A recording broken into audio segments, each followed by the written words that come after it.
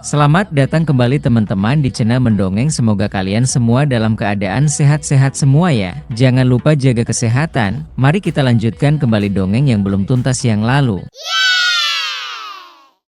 Setelah di episode sebelumnya Feng Hao dan ayahnya saling menguatkan. Setelah para tetua di dalam keluarga Feng sangat kecewa dan ingin menggantikan kedudukan ayah Feng Hao dengan anggota keluarga lain yang lebih kuat dari ayah Feng Hao. Karena ayah Feng Hao dianggap lemah setelah pertarungannya dengan guru Yun Ying yang lalu.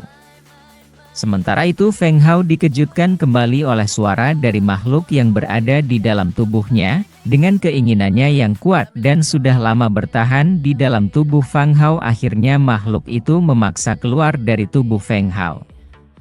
Kita pun tidak perlu berlama-lama lagi untuk mendengarkan apa yang terjadi berikutnya terhadap Feng Hao selanjutnya, yang ingin sekali merubah takdirnya.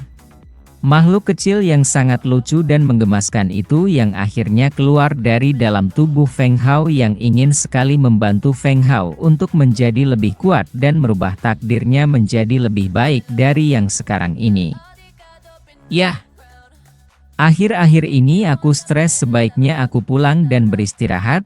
Selamat tinggal, ujar Feng Hao yang sedang menelaah apa yang terjadi di dalam hidupnya yang sedang hancur-hancurnya itu, serta ditambahkan melihat makhluk yang sangat membingungkan keluar dari dalam tubuhnya, hingga tanpa Feng Hao duga-duga ia melihat sebuah buku berwarna kuning di hadapannya yang sangat berharga ini. Buku ini adalah buku misteri yang sangat disakralkan di dataran bela diri. Ini adalah buku tingkat misteri level rendah, jurus terbaik di kota. Ada di tingkat kuning. Kenapa ada buku jurus tingkat misteri di sini? Ujar Feng Hao yang terkaget-kaget melihat buku sakti ini yang berada di tempat yang tidak seharusnya. Untuk yang ingin belajar bela diri, inilah buku dasar yang harus mereka lihat untuk berlatih dasar bela diri dan kekuatan fisik. Seolah-olah kehilangan sesuatu yang berharga, Fen Lao berusaha mencarinya dengan seksama. Ops, adakah yang melihat buku jurus tingkat misteri level rendah yang biasa aku gunakan untuk menyangga kaki meja? Jatuh di mana ya? Tanya Fen Lao dengan wajah yang bingung bercampur dengan adanya harapan serta adanya kesempatan untuk memiliki buku sakti tingkat rendah yang akan dapat merubah kehidupan Feng Hao untuk lebih kuat. Feng Hao pun melompat dengan sigap dan cekatan. Gerakannya pun terpusat untuk mengambil buku yang sangat berharga terlihat dari raut wajah jahatnya. Dengan raut wajah liciknya yang benar-benar ingin mengejek, Fen Lao melihat Feng Hao yang ingin segera mengambil buku itu. Ternyata di sini, ujar Fen Lao. Dengan kekuatannya dia sangat dengan mudah mengambil buku itu dari tanah seperti halnya magnet. Buku itu segera menempel di tangannya.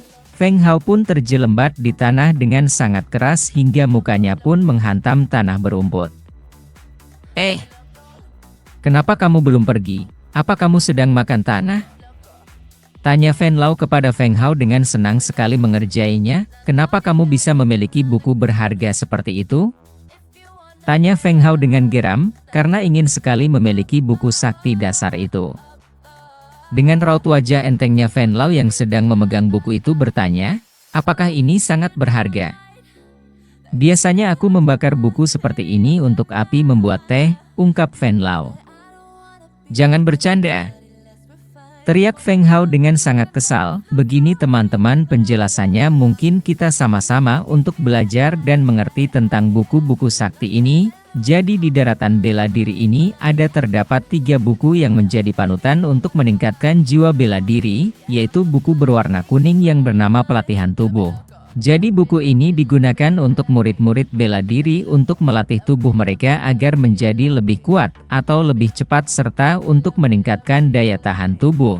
Karena jika tubuh murid-murid bela diri menjadi kuat akan dengan mudah menerima pelatihan berikutnya yang ada hubungannya dengan kekuatan fisik.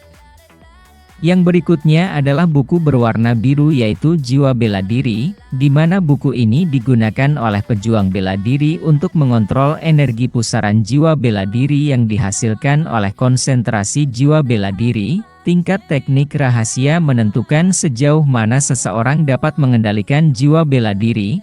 Setelah level dikonfirmasi, itu tidak dapat diubah. Jadi bila para pejuang jiwa bela diri telah mencapai level tertentu maka mereka akan tetap bertahan di level tersebut, sampai para pejuang bela diri itu menembus level berikutnya. Yang berikutnya adalah buku terakhir yang berwarna ungu yaitu Keterampilan Bela Diri. Buku ini yang di dalamnya mengajari tentang kekuatan keterampilan bela diri seseorang sangat berhubungan dengan kekuatan keseluruhan orang itu. Keterampilan bela diri tingkat tinggi biasanya menghasilkan kekuatan yang luar biasa. Jadi setelah para pejuang memiliki kemampuan fisik yang kuat dan dapat mengontrol energi di dalam tubuhnya apapun itu keterampilannya dan bakatnya. Makanya dengan itu untuk meningkatkannya dapat mengemas energinya dalam bentuk serangan energi yang dapat mengalahkan lawannya dari jarak jauh. Sama halnya seperti Guru Yun Ying yang menyerang Feng Hao dari jarak jauh walaupun Guru Yun Ying memiliki bakat atau kemampuan jiwa es. Namun ia dapat mengeluarkan bilah-bilah angin karena kekuatannya dapat dimodifikasi untuk menyerang. Dari ketiga buku itu pun masih terpecah lagi menjadi beberapa tingkatan. Untuk satu bukunya itu terdapat 5 tingkat yaitu Langit, Bumi, Misteri, Kuning dan Tidak Terbatas. Dan di dalam tingkatannya itu pun masih ada levelnya yaitu level tinggi, sedang dan rendah. Jadi di dalam buku pelatihan tubuh itu terdapat 5 tingkatan dan di dalam tingkat langit terbagi menjadi 3 level lagi. Semoga penjelasan ini dapat dimengerti ya teman-teman.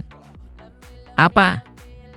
Keluarga kami hanya menggunakan buku pelatihan tubuh tingkat tidak terbatas, jurus rahasia jiwa bela diri tingkat kuning level rendah, keterampilan bela diri paling tinggi juga hanya tingkat kuning level tinggi. Ujar Feng Hao dengan kagumnya menjelaskan buku-buku sakti yang digunakan keluarganya dalam berlatih meningkatkan kekuatan untuk para murid-muridnya. Namun dengan sangat ringan dan santainya Fen Lao berkata, "Kamu bilang apa tadi? Ini perlengkapan wajib untuk membuat teh loh." Fen Lao pun hanya menganggap buku-buku itu bukanlah apa-apa, tidak begitu penting. Feng Hao amat sangat kaget mendengarnya hingga mulutnya mengeluarkan darah. Feng Hao pun bersujud kepada gurunya, "Guru, terimalah aku sebagai muridmu, aku akan melakukan apapun yang kamu mau." Dengan sangat senang dan bahagianya Fen Lao berteriak, "Yei, akhirnya aku punya murid." Hahaha, sangat bahagia dia hingga melompat kegirangan.